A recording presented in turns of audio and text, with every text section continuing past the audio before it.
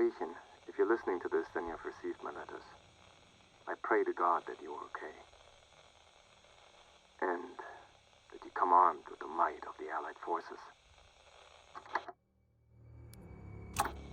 I have so much to tell you, so much to say, but most importantly, I was wrong. So very wrong. About the Reich, about you, about everything.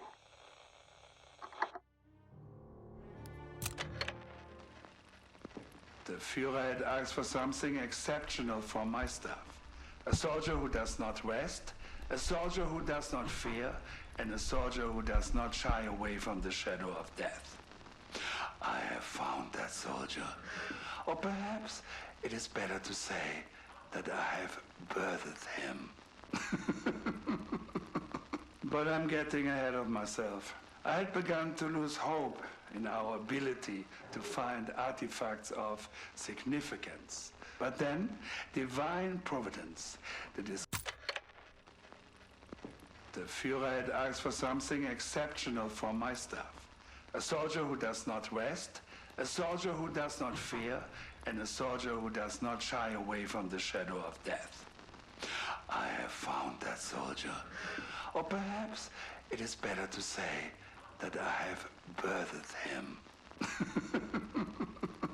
But I'm getting ahead of myself. I had begun to lose hope in our ability to find artifacts of significance. But then, divine providence, the discovery of a lifetime.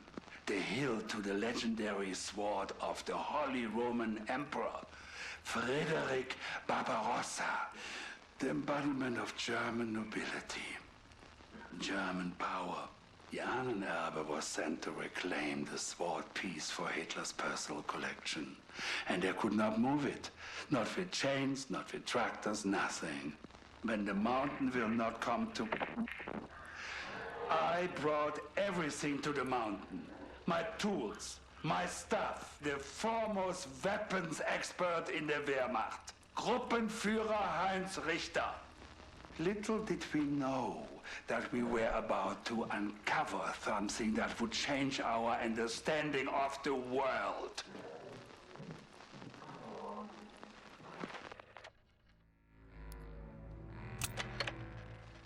Even without breaking through the magnetic force surrounding this hilt, we have been able to siphon off vast amounts of energy.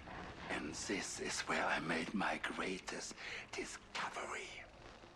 During one of my early experiments, an attempt to draw power from the hilt, a cable became overheated and snapped. It struck a pair of guards. They were killed instantly. They were dead. And then they were not. I watched as the first soldier began to switch violently, and then began walking towards me. And the corpse intent was clear. It meant to kill me. Luckily, more soldiers had arrived by then and were able to put it down. But I had seen something astonishing. I had seen death overcome, and I had seen a vision of our Führer's future.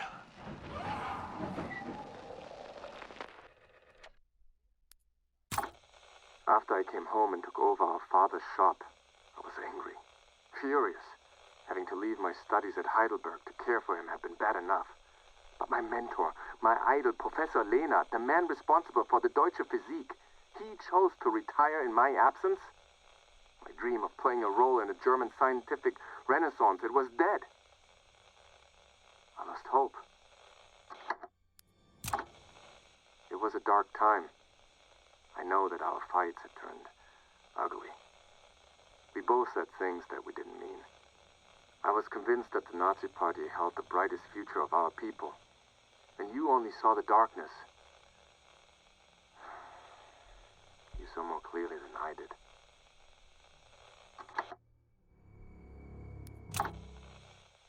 I don't blame you for leaving. I don't blame you for your silence. You had told me of your plans to defect, the connections at Cambridge, and the plans to join the British Secret Service. You have always been clear in your goals, but mine have been shattered. I say this so that you will understand.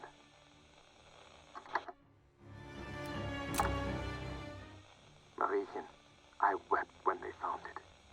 When the workers came in from the mine, talking about what they had discovered. This artifact of legend. This was why I was here. This was my purpose. To bring the Conqueror's mighty sword to our Führer. My life had meaning again. It was I who sent a message to the Nazis. My contact at the university put me in touch with Richard. From there, it was only a matter of days before the Ahnenerbe rolled in with a full battalion of troops. I took Dr. Straub down to the chapel myself, showed him the hilt to the Barbarossa sword. It was like touching a flame to gunpowder. Straub put Middelburg on lockdown, knowing our little village was the perfect cover. The townspeople were allowed to go about their lives, but they could not leave. Their mail was read, filtered, burned, or rewritten. Those who asked questions were shot. This is when I began to doubt my loyalties. The salt mines were converted into a laboratory. The sword piece, this hilt, would not budge from its resting place. The head of the troops, Gruppenführer Heinz Richter, would swear up and down the tunnels about this. It was all Dr. Straub could do to keep him from dynamiting the chapel into rubble. Those two, they were a bad combination. I presented myself to Dr. Straub with all of the zeal and the ambition I could muster. I knew that he would see how destiny had placed me at this right place, the right time. I presented him with my papers, some of the research I had done with Leonard.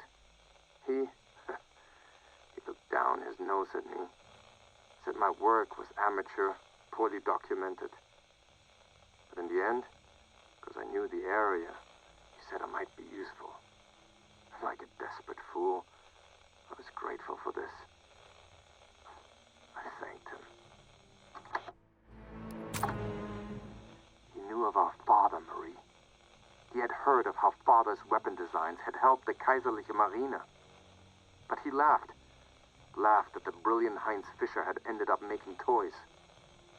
I did not care to tell him that father had chosen to make toys as penitence. To bring joy where before his invention had brought only death. I should have listened to father. I should have listened. They have done horrible things here. Monstrous things. Straub is more twisted than you can imagine. So driven to bring about the final right that nothing else matters to him. He will stop at nothing, Marie. Straub was obsessed with the hilt. The strange physics rooting it to the mountain. Richter just wanted to make it into a weapon. From the very beginning, they were at odds. This conflict brought about the ruination of everything. But also, my first glimpse of hope. You see, Straub's focus was so all-encompassing that he missed some critical information. Information that was literally all around him. The chapel was more than just a resting place for this piece of the Emperor's legendary sword. It was like Father always told us, Marie. Art tells a story, and in the carving and the statues surrounding the hilt, I uncovered a tale I had never expected.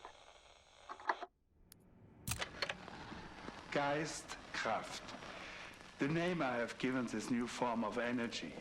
It can be conducted through the human nervous systems, activating the most primitive parts of the human cerebellum.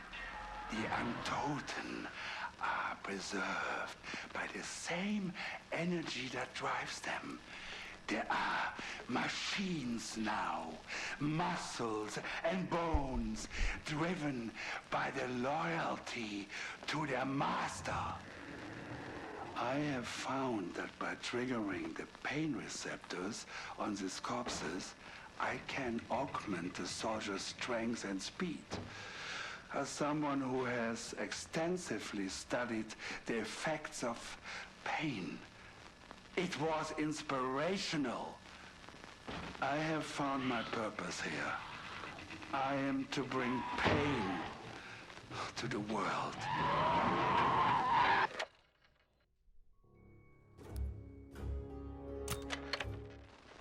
I have been betrayed.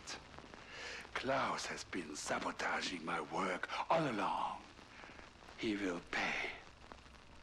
And that bastard Richter, the man sent to assist my work, to protect my facility, he has been seduced by the power of the weapon we can build with the Geistkraft energy. The Untoten have broken free. 5 times now. We are so close to mastery here. So close to building an army. And what happened when their tanks come into view? Their mighty war machines. I am building more than just rank and file soldiers. I am building something that will tear through the mightiest steel and knock their fortresses into dust. I have created the devil himself.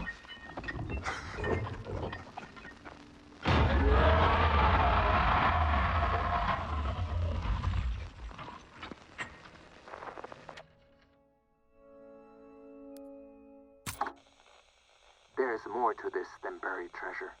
I have uncovered clues to why the sword was taken apart, why it was hidden, and why it was made so inaccessible. There are forces at work here that have existed outside of history, hidden forces, a secret, darker than even Herr Himmler dares imagine. Unfortunately, Straub came across a few of my notes on these possibilities. He flew into a rage and would only be mollified when I quoted his own words back to him. My work had been amateur, poorly documented. I was looking for more evidence. He went cold and left. It wasn't long after this that he started bringing stolen art into the bunker. You see, he had taken the root of my idea and run with it.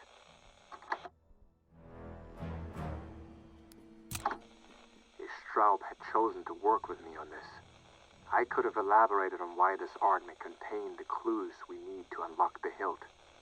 But no, Straub sees information as a weapon. He does not entrust it to anybody but himself.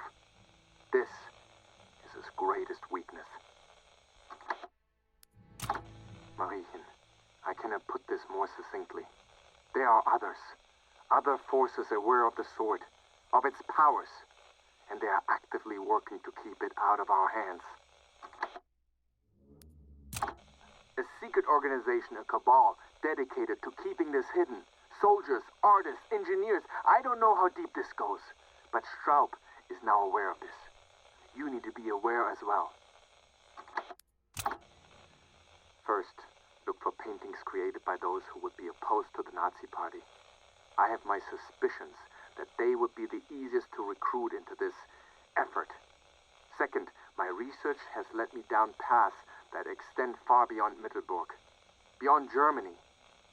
Now you can prepare yourself for a journey.